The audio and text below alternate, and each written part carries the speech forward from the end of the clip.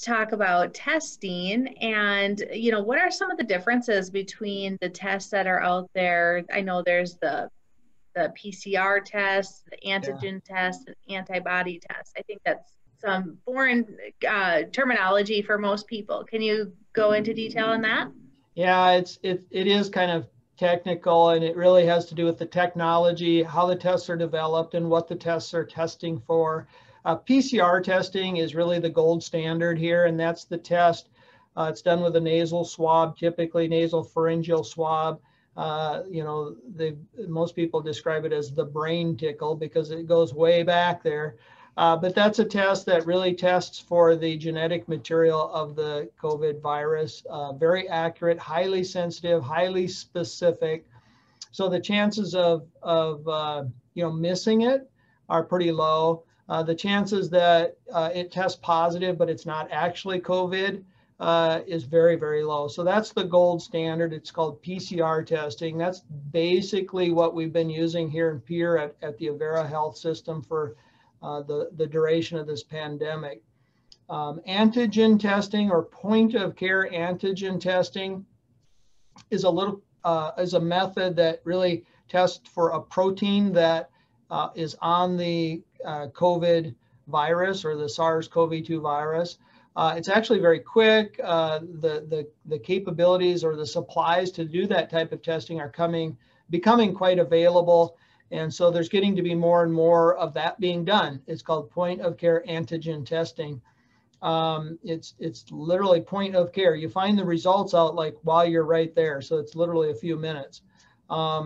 And that's nice. It's not the gold standard. There is some sensitivity and specificity problems. In other words, you could miss a few people that have COVID-19. And we actually recommend that if you have symptoms that are consistent with COVID and you test negative with an antigen test, a point of care antigen test, that you probably want to double check that with a PCR test, especially like I mentioned earlier, if you've lost your sense of taste and or your sense of smell, it's so diagnostic of COVID that if you test negative with a point of care antigen test, I would just recommend either assuming you have it anyway or going and getting a PCR test.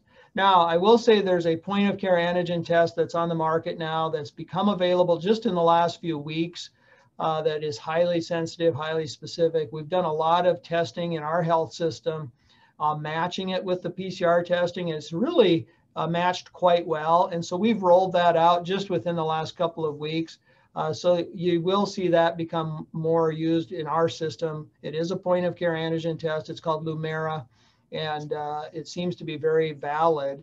We're still using it in a somewhat cautious fashion. We're using it mostly for people that have symptoms of COVID, because if you have symptoms of COVID and you test positive, you can be pretty assured it's COVID. So.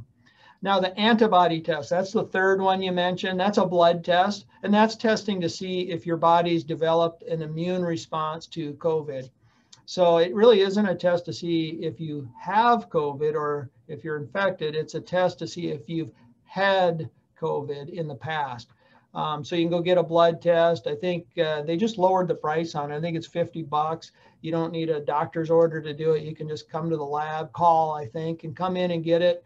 And they draw blood and they basically see if you have the antibodies, if your immune system has developed the proteins to fight the virus.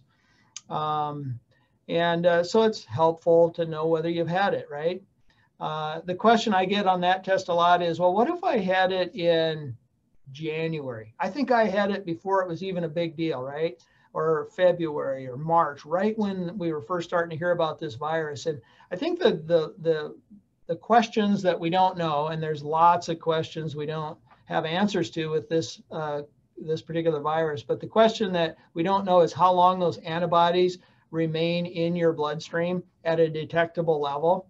And so there's some speculation that maybe within 60 to 90 days, the antibody levels drop considerably, undetectable when we do your blood test.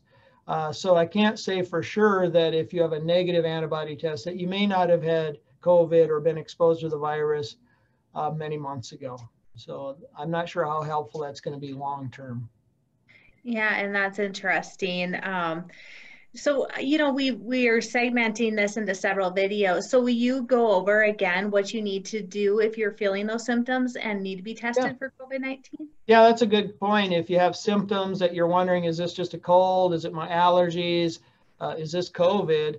Well, I think first in today's world, just go ahead and get tested and call 1-800 Avera, or you can call your primary care provider. And maybe calling the primary care provider at this point is the best.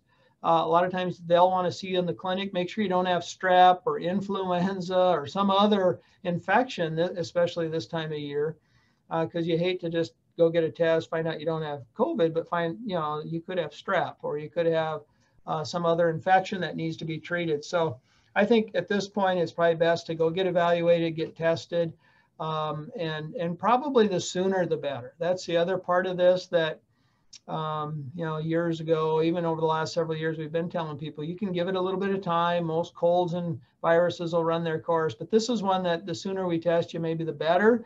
That means you'll know about it, and the less likely you are to spread the virus to your friends and your coworkers and everybody else in the community. So.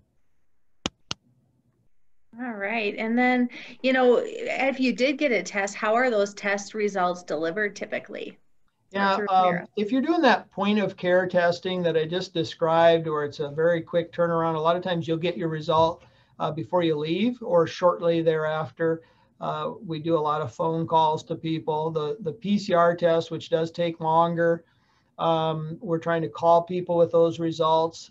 We use what's called a portal. So you have an app on your phone or on your device, and you can kind of log in and see your own results. You can see your own test results for everything, really, and kind of your own medical record.